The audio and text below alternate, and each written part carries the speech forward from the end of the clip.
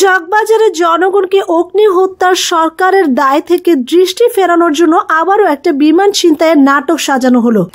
একজন মাত্র কেন ছিনতাইকারী? 99% ছিনতাইয়ে অধিক ছিনতাইকারী থাকে। 2, কিভাবে পিস্তল সহ বিমানে উঠলো এত চেক করার পরও? ইচ্ছা করে কি উঠতে দিতে হয়েছে? 3, রিপোর্টে এসেছে বিমানের ভেতর নাকি ছোট বিস্ফোরণ হয়েছিল বোমা দিয়ে। কিভাবে সে এগুলো বিমানে উঠালো এত চেকিং করার পরও? 4, ছিনতাইকারী কেন কিছু দাবি করে নাই? 5, ছিনতাইকারী কেন সব যাত্রীকে ছেড়ে দিল কোনো প্রকার হুমকি বা বাধা ছাড়াই? অবলীলায় সব যাত্রী বের হয়ে গেছে, কি করে সম্ভব? 6, ছিনতাইকারীকে ধরে বের করে আনার খবর ও ছবি ইতিমধ্যে সংবাদ মাধ্যমে বের হয়ে গেছে, অথচ কেন তাকে আবার হত্যা করা হলো? কথা প্রকাশ না করার জন্য? অন্যান্য সব জঙ্গি নাটকের মতো সব জঙ্গিদের যেভাবে মেরে ফেলা হয় যাতে তারা নাটক ফাঁস না করে দেয়, একইভাবে এটাও হলো। আমাদের বাহিনীগুলো কতটা শক্তিশালী এবং কাজের ক্ষেত্রে কতটা সৃজনশীল এই প্রশ্নটি মনেই থেকে যায়, কারণ সব অপরাধীকেই আটক করার আগে ক্রস ফায়ার করে মেরে ফেলা হয়। অজানা থেকে যায় হাজারো প্রশ্নের উত্তর। সেই প্রশ্নের উত্তরগুলো খুঁজা কি বাহিনীর দায়িত্ব নয়, নাকি শুধু ক্রস ফায়ার করে মেরে ফেললে বাহিনীর দায় মুক্তি পেয়ে যায়? বিমান ছিনতাইকারী গুলিতে নিহত হওয়ার মধ্য দিয়ে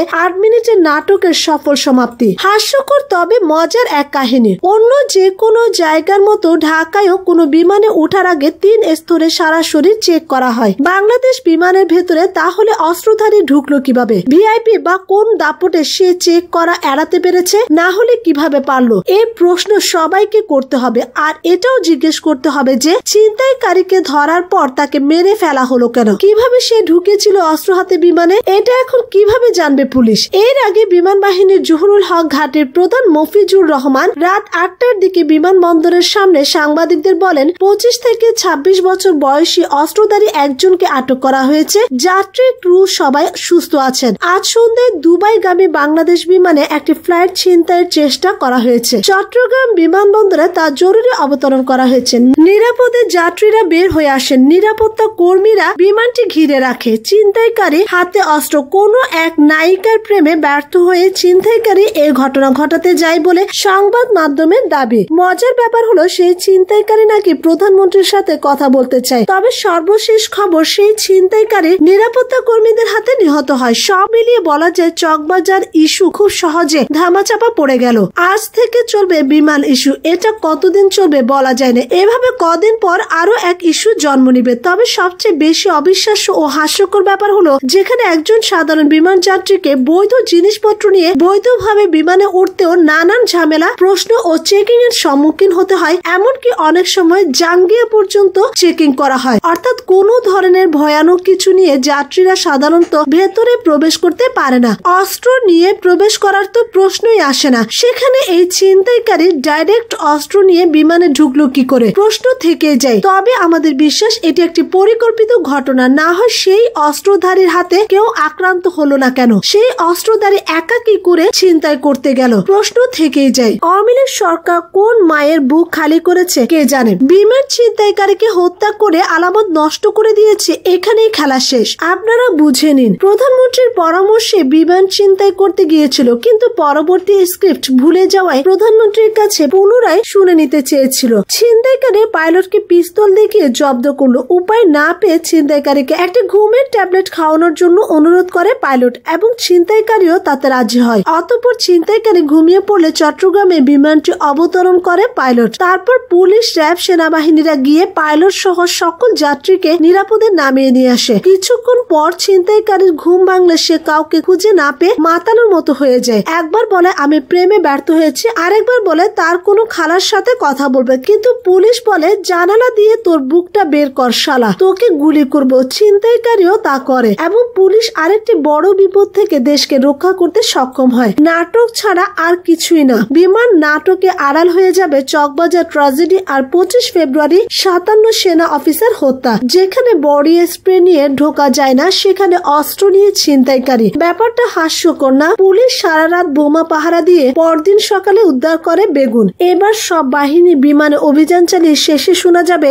যাত্রীর কাছ থেকে উদ্ধার করা অস্ত্রটা ছিল শিশুদের খেলনার অস্ত্র। নিহত করার পরে এই সব প্রশ্ন করা বড়ই হাস্যকর। 1 ঘন্টার প্যাকেজ নাটকও সাজাতে পারলো না। বিজ্ঞাপন বিরতির মতো কিছু বুঝে ওঠার আগে শেষ। মিডিয়া আর সেনাবাহিনী কি বলে আর না বলে একমাত্র তারা তারাই জানে। একবার শুনলাম নায়িকা শিমলার প্রেমে ব্যর্থ হয়েই নাকি মাহাদি বিমান ছিনতাই করেছে। আবার শুনলাম সে নাকি তার স্ত্রীর সাথে কথা বলতে চেয়েছিল, পারিবারিক কলহের জের ধরেই নাকি ছিনতাই। আবার সে নাকি প্রধানমন্ত্রীর সাথেও কথা বলতে চেয়েছিল। একমাত্র আল্লাহই জানেন কোনটা সত্যি। এখন শুনছি সে নাকি মানসিক রোগী ছিল। একজন মানসিক রোগী যেন তাকে কেন হত্যা করা হলো? সে নাকি গুলি করেছে, বোমা মেরেছে বিমানের ভিতরে, আর্মিও নাকি তাকে বিমানে গুলি করে হত্যা করেছে। এত কিছুর পর বিমানের কিছুই হলো না, সেটাকে ক্লিয়ারেন্স দেয়া হলো। অনেক প্রশ্ন এখানে। বিচি ছাড়া বোটচোর সেনাবাহিনীর কমান্ডো বাহিনী নামটা শুনলেই হাসি পায়।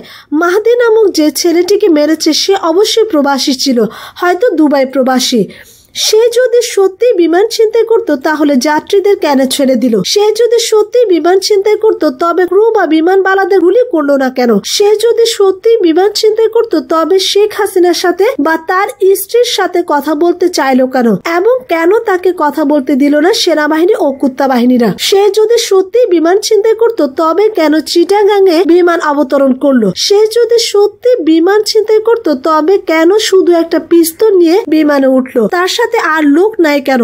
একাকি বিমান ছিনতাই করা সম্ভব? গুরুত্বপূর্ণ যেটা সেটা হলো পিস্তল নিয়ে সে বিমানে ঢুকলো কি করে? একটা পিস্তল দিয়ে তো কোনো পাগলেও বিমান ছিনতাইয়ের কথা চিন্তাও করবে না। সুতরাং এবারও হাসিনা গংদের নাটক ফ্লপ হয়েছে। সবাই বলেন মারহাবা। মনে আছে সেই রানা প্লাজার ঘটনা? 19 দিন পর 1 মে উদ্ধার হলো, উঠেই বলে শেখ হাসিনার সাথে দেখা করবে। কি হাস্যকর ব্যাপার, তাই না? আমার তো মনে হয় মাহাদি নামের ছেলেটা নিরীহ সেনাবাহিনীর নাটকের শিকার। প্রবাসীদের উচিত আমাদের সেনাবাহিনীর বিরুদ্ধে প্রতিবাদ করে তোলা। দেশটা কি দিন দিন মগের মূল্য হয়ে যাচ্ছে নাকি? যাকে তাকে গুলি করবে কোনো প্রমাণ ছাড়া? আমরা প্রবাসী মাহাদি নামক ছেলেটাকে বিনা দোষে গুলি করে মারার তীব্র নিন্দা জানাই। এবার ভিন্ন প্রসঙ্গ।